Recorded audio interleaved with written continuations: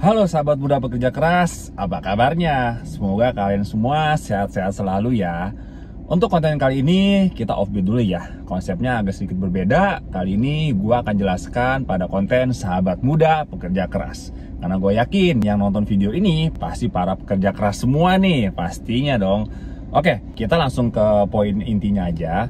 Jadi pada vlog gue sebelum-sebelumnya, ketika gue melakukan vlog sebagai driver taksi bandara, banyak dari kalian yang mempertanyakan, Bang, bagaimana caranya supaya mobil kita bisa terdaftar jadi armada taksi bandara? Bagaimana syarat-syaratnya dan apa aja yang dibutuhkan untuk bisa kita on beat di Bandara Soekarno-Hatta? Oke, jadi gue bakal jelasin pelan-pelan ya secara rinci syarat dan ketentuan dan tipe kendaraan dan apa aja yang harus dilakukan agar mobil kita bisa on beat di bandara. Oke, yang pertama, yang pastinya cari vendors. Gua nggak akan nyebutin merek vendors, cuman kalian bisa cari tahu sendiri. Jadi di bandara itu ada beberapa vendors yang bekerja sama. Jadi kita nggak semata-mata bisa langsung ambil orderan langsung tanpa melalui vendors. Itu namanya ilegal. Memang sih bisa aja kita ambil orderan di bandara. Gue juga pernah jelasin kan, ada aplikasi InDriver bisa ngambil orderan di bandara. Cuman itu sistemnya ilegal. Nah, kalau mau yang legal, mau yang resmi, kita harus mendaftar via vendors. Nah, kalian bisa cari vendors yang bekerja sama dengan pihak bandara. Dan masing-masing vendors itu mempunyai kebijakan dan biaya admin yang berbeda-beda. Jadi sistemnya beda-beda, tapi tujuannya sama. Nah, gue akan jelasin vendors yang gue ambil nih guys ya. Gue ngambil sebuah vendors swasta, di mana biaya pendaftarannya itu sebesar 1,7 juta. 1,7 juta biaya pendaftaran. 1,7 juta ini dibayar pertama kali ya guys. Jadi itu udah semua biaya pendaftaran dan juga include seragam. 1,7 juta itu yang kita dapatkan. Dan untuk selanjutnya untuk perpanjangan itu perpanjangan perizinan di bandara, stikernya itu kita wajib bayar 1 jutaan. Belum tahu pasti, vendors masih belum merincikan detail biayanya. Cuman kita disuruh siap siaga duit sebesar 1 jutaan untuk biaya perizinan tahun berikutnya. Nah, itu dari vendors yang gue ikutin. Gue ada sempat nanya juga ke vendors rekan, maksudnya gue sempat nanya ke rekan mitra driver yang mendaftar taksi bandara melalui vendors yang lain. Katanya biayanya itu sebesar 1,2 juta per 2 bulan. Nah, itu udah include parkir, udah include perizinan dan seragam segala rupa. Kalau vendors yang gue ikutin belum termasuk parkir.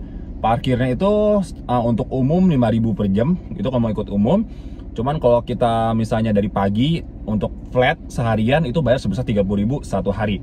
Itu parkir sih masih wajar ya, sama kayak kita parkir di tempat umum. Namanya juga kan sewa lahan, kita wajib bayar situ. Untuk tujuannya apa? Untuk bayar gaji para pekerja parkiran situ, petugas parkirnya. Jadi itu masih wajar ya kalau untuk parkiran ya. Dan juga kan parkiran selama ada bukti struk kita bisa tagihkan ke penumpang. Gue sih biasanya selalu nagih ke penumpang. Makanya gue minta umum, karena umum kan selalu minta struk keluar 5.000, 10.000. Nah, gue bisa tunjukin ada bukti ke penumpang. Pak, ini saya udah bayar parkir di pangkalan Grab. Nah, terserah dia mau bayar atau enggak, yang penting gue udah tunjukin. Tapi rata-rata bayar sih, nggak ada yang nggak mau bayar. Karena ya rezeki ya, masa kita mau ituin rezeki orang kan. Jadi itu syarat pertama, biaya administrasi. Jadi gue mau tekenin setiap vendors itu berbeda-beda. Gua nggak nyebutin nama vendors karena gua nggak mau mempromosikan vendors. Ini tujuan gua ngasih tahu ke kalian semata-mata untuk edukasi dan supaya kalian paham ya.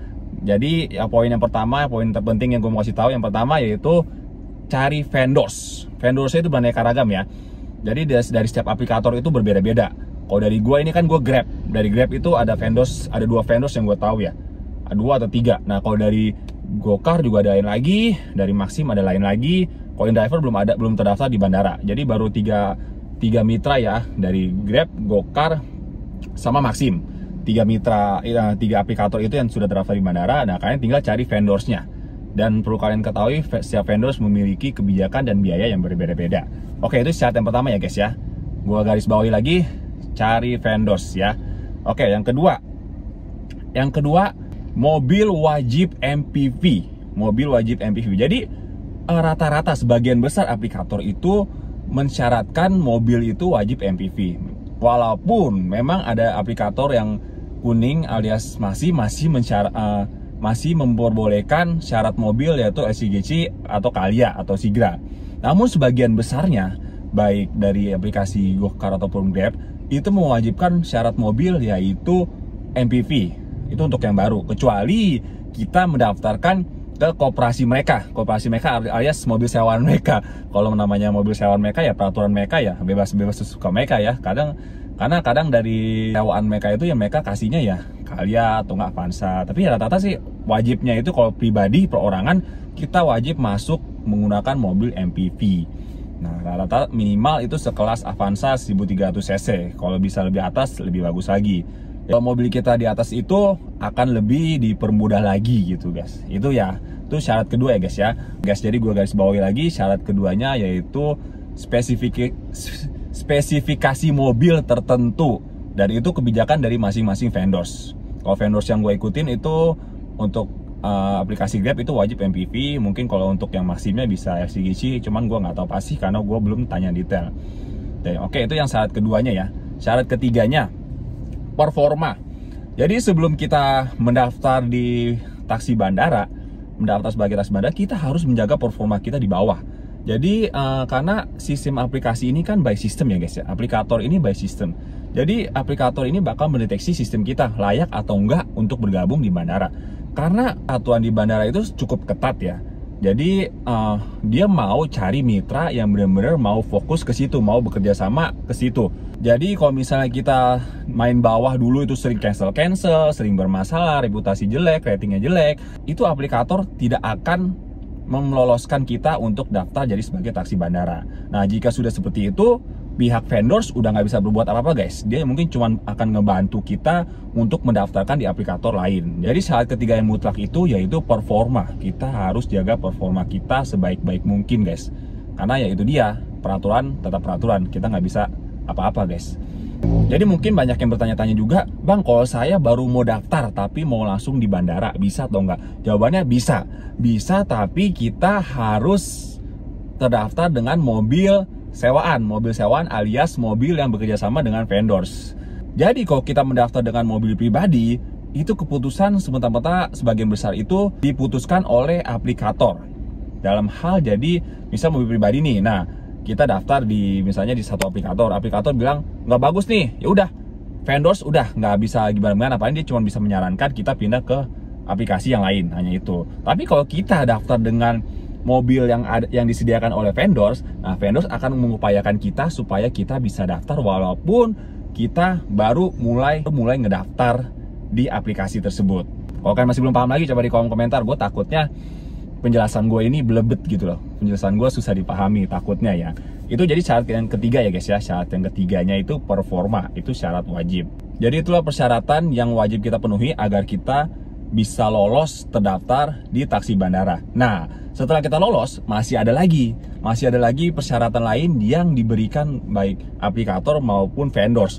Nah setelah terdaftar barulah kita akan dikasih sebuah perjanjian di mana berisikan kewajiban yang harus kita penuhi sebagai mitra dari vendors ataupun aplikator tersebut.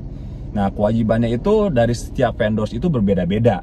Nah, salah satunya yang paten, yang mutlak itu ritase, guys. Ritase itu apa? Ritase itu perputaran kita turun ke bawah antar penumpang balik lagi, Jadi setiap vendors itu menetapkan target ritase yang berbeda-beda, guys. Nah, dari vendors yang gue ikutin itu targetnya itu minimal itu seminggu itu 20 kali guys, minimal 20 kali. Jadi kita seminggu itu wajib 20 kali bolak-balik ambil orderan di bandara, itu diwajibkan. Jika kita gagal, kita bisa dikenakan sanksi SP, surat peringatan. Nah untuk vendors yang satu lagi, berdasarkan pembicaraan dengan rekan mitra lain, itu katanya targetnya itu 100 per bulan, kurang lebih hampir mirip, malahan lebih tinggi ya, 100 per bulan, berarti per minggu itu 25 kali, lebih tinggi lagi ya. Jadi ya tergantung ya kalian gimana memilihnya. Vendors yang bekerja sama itu pastinya menetapkan target. Nah itu target yang utama yaitu ritase. Itu wajib kita penuhi guys, itu kewajiban kita. Gue pribadi jujur cukup berat ya dengan kewajiban ini. Tapi setelah gue pikir tujuannya ini sebenarnya sih bermakna win-win solution. Win-win solution dalam menguntungkan pihak vendors, aplikator, dan juga menguntungkan kita. Kenapa menguntungkan? Karena semakin kita capai ritase, semakin juga penghasilan yang kita dapat. Itu doang sih yang gue tangkep. Cuman ya ada pengecualian lain, gue nggak bisa ngomong. Intinya itu dulu. Kewajiban berikutnya yaitu hari libur. Nah, setiap vendors ini menetapkan hari libur yang berbeda-beda, guys. Nah, kalau yang di vendor satu lagi, gue belum tanya detail. Tapi kalau gue share ke vendors yang gue ini, jadi untuk hari libur itu kita seminggu itu maksimal sekali atau sebulan 5 kali. Jadi seminggu sekali, sebulan 5 kali. Terserah kita mau libur hari apa aja. Namun pihak vendors mewajibkan kita untuk tidak libur lebih dari 2 kali di hari Sabtu, Minggu, Senin, Jumat. Ya, Jumat, Sabtu, Minggu, Senin, 4 hari. Ini yang vendors gue ya. Jadi Jumat, Sabtu, Minggu, Senin itu kita tidak diperbolehkan libur lebih dari 2 hari. Kenapa demikian? Karena ini sebuah pertanda kalau di 4 hari itu di bandara itu jam-jamnya sibuk, guys. Jam-jamnya padat, banyak orderan. Jadi kenapa pihak vendors melarang kita untuk libur lebih dari 2 hari pada hari tersebut. Kalau gue pribadi biasa gue ambil hari libur di hari Minggu. Gue Jumat, Sabtu, Senin itu selalu ambil. Minggunya gue off karena tujuannya apa? Untuk istirahat dan beribadah. Itu kalau gue pribadi ya, guys ya. Jadi itu tata tertib dari vendors. Yang berikutnya tata tertib umum ya. Tata tertib umum ya, selayaknya kita kerja di kantoran, yaitu mesti rapi, bersih, nggak boleh bertato, tapi kita mesti nutupin tatonya, jadi nggak boleh kelihatan urakan. Mobil wajib bersih, mobil wajib rapi. Jadi ya kurang lebih seperti itu sih, guys. Itu gua rasa nggak perlu gua detailin karena itu emang persyaratan khusus kalau kita bekerja di kantoran ataupun bekerja di sebuah instansi perusahaan ya. Jadi kurang lebih seperti ya, sahabat muda pekerja keras. Jadi kalau kalian mau daftar jadi mitra taksi online bandara, gue udah jelasin detail kurang lebih seperti itu. Dan kalau kalian penasaran bagaimana perjalanan gue, vlog gue selama jadi taksi bandara, kan bisa tonton konten-konten gue sebelum-sebelumnya. Itu gue ada kasih tahu berapa penghasilannya dan bonus-bonus yang diberikan. Kalian bisa lihat detail di situ. Jadi insentif bandara dan bawah itu berbeda, dan peraturan main segala rupanya dari bandara itu berbeda. Intinya syarat untuk kalian daftar bandara seperti yang tadi gue sebutkan itu ya, guys ya. Jadi gue rasa itu aja ya, guys ya. Semoga video ini berguna dan bermanfaat. Dan jika kalian ada pertanyaan, kalian bisa share di kolom komentar ya. Sampai ketemu di konten sahabat muda pekerja keras lainnya. Tetap semangat ya.